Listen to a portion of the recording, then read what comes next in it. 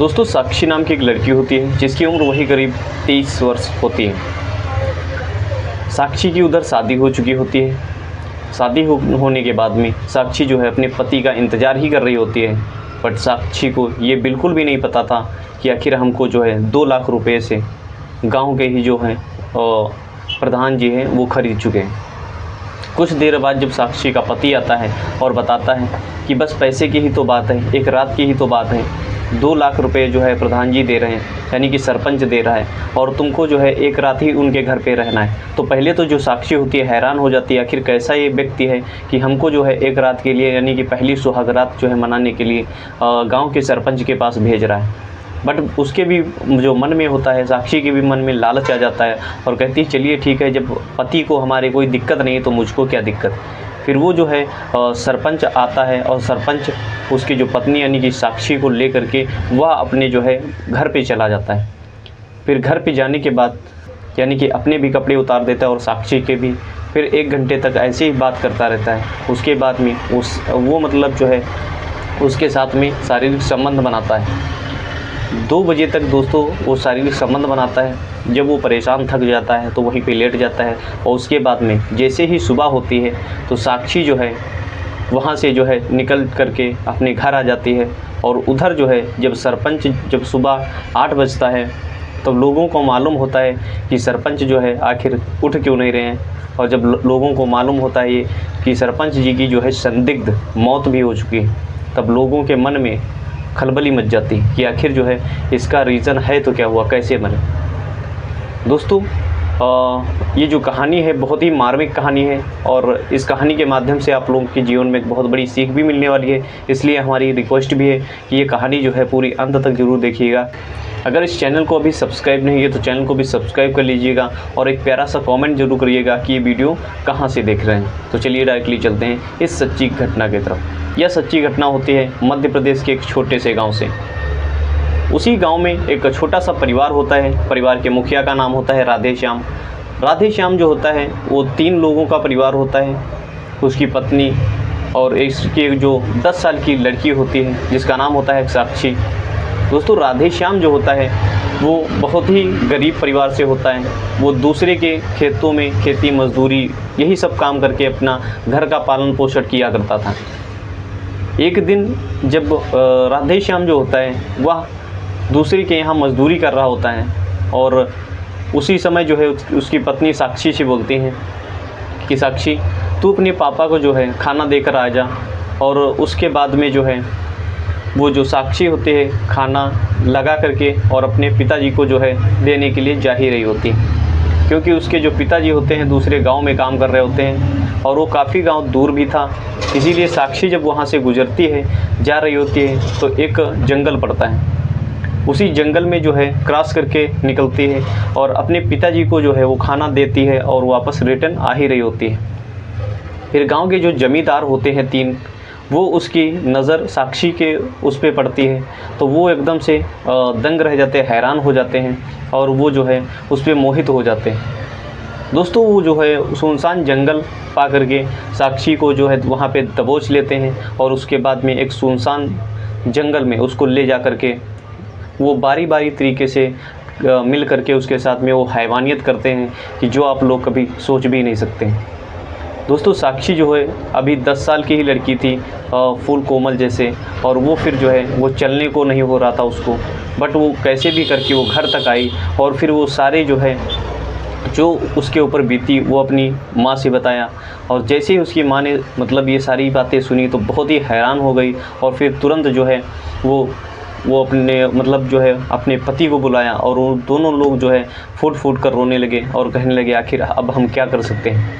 उसकी जो पत्नी होती है वो कहती है आप जो है थाने में जा कर के FIR करिए और उनको जो है जेल भिजवाइए। और साक्षी जो होती है वो भी यही कहती है कि पापा, इन लोगों को जो है दोस्तों मतलब जो है इनको जो है इनके करने की सज़ा तो मिलनी ही चाहिए। लेकिन जो राधेश्याम होता है वो कहता है कि आप लोग नहीं जानते हैं कि इसका जो है और थाने में कुछ भी नहीं होने वाला है, कुछ भी बाल बांका नहीं होने वाला है। अगर हम जाएंगे तो वहाँ उल्टा जो है हम ही को वहाँ पर हम ही सब लोगों को बंद कर देंगे ये लोग, क्योंकि पैसे वाले हैं, हर एक चीज़ है, पावर है, हमारे पास क्या है, कुछ भी नहीं है। तो राधे श्याम जो होता है उस बात को वहीं पे दबा देता है और फिर कहता है कोई बात नहीं, किसी को भी ये खबर जो है कानों कान ना लगे, नहीं तो बेइज्जती अपनी ही होगी। ये बात जो है साक्षी को मन ही मन बहुत ही खटक रही होती है और वो वहीं पे वचन लेती है कि पिता हमारा तो कुछ भी नहीं कर सका, लेकिन हम जो है इन तीनों का बदला ज़रूर लेंगे। सिलसिला ऐसे ही चल ही रहा था जब काफ़ी समय गुजरा और इधर साक्षी बड़ी भी हो चुकी थी, जिसकी उम्र हो चुकी कम से कम 20 साल।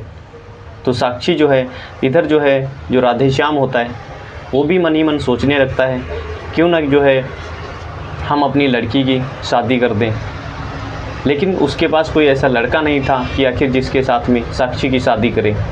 साक्षी जो है साथ में ही पढ़ाई भी कर रही होती है और पढ़ाई करने के साथ साथ में एक लड़के से प्रेम हो चुका होता है। वो जो लड़का होता है उस जमींदार के ही गांव में रहता था और फिर साक्षी जो है उसी चीज़ को जो है लेकर के अपने पिताजी से बोलती है कि पिताजी हमें एक लड़के से प्रेम है, मोहब्बत है और आप जो है उसी लड़के के साथ में हमारी शादी भी आप कर दीजिए। वो जो राधे श्याम होता है कहता है चलिए ठीक है, पहले तो हम लड़का देख लेते हैं, उसके बाद में जो है उसके घर वालों से बात करते हैं, अगर वो लोग राज़ी हैं तो हम शादी कर देंगे। फिर वो जो लड़की होती है उस लड़के को बुलाती है और वहाँ पे देख लेते हैं। फिर जो राधे श्याम होता है उस लड़के के यहाँ जा कर के रिश्ता मांगने चले जाते हैं। लड़के वाले भी मान जाते हैं और उनकी जो है शादी संपन्न कर देते हैं 1 ही महीने के अंदर। जब शादी उन लोगों की हो जाती है तो वो जो लड़का होता है वो थोड़ा शनकी टाइप में होता है, यानी कि वो थोड़ा पैसों का लालची होता है। उधर साक्षी जो है जैसे ही वो अपने ससुराल में पहुंची थी तो जब लोग जो आते हैं गांव के वो जो है मुंह दिखाई के लिए कुछ रस्म देते हैं और उसके बाद में गांव में चर्चाएं होना शुरू हो जाती है, क्योंकि जो है जो साक्षी इतनी सुंदर और सुशील थी। दोस्तों वो जो है हर एक इतनी खूबसूरत थी कि हर एक जवान लड़का उसके तरफ जो है देख करके मोहित हो जाता, पसंद करने लगता।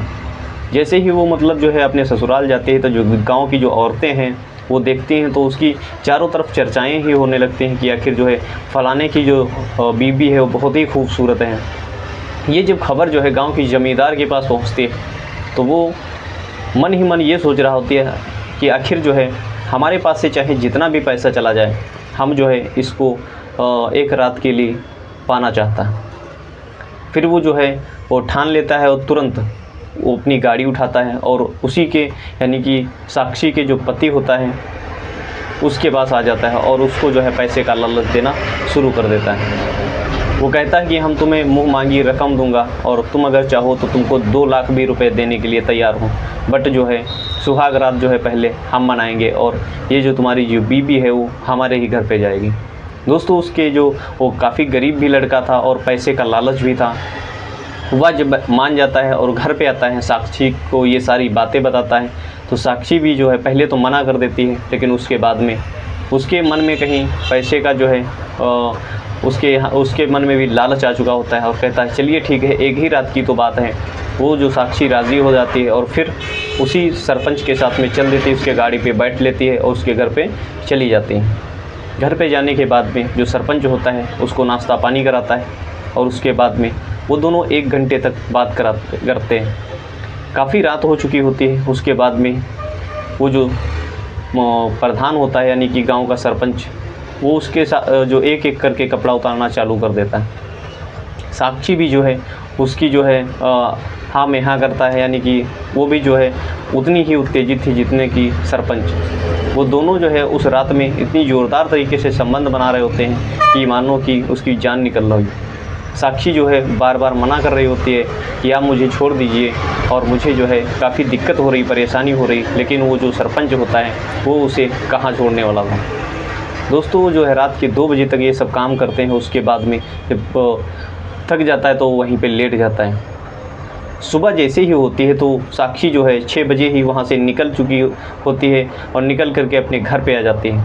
उधर जब सुबह होती है तो 8 बजे पता चलता है कि सरपंच जो है संदिग्ध स्थिति में जो है उनकी मौत हो चुकी होती है।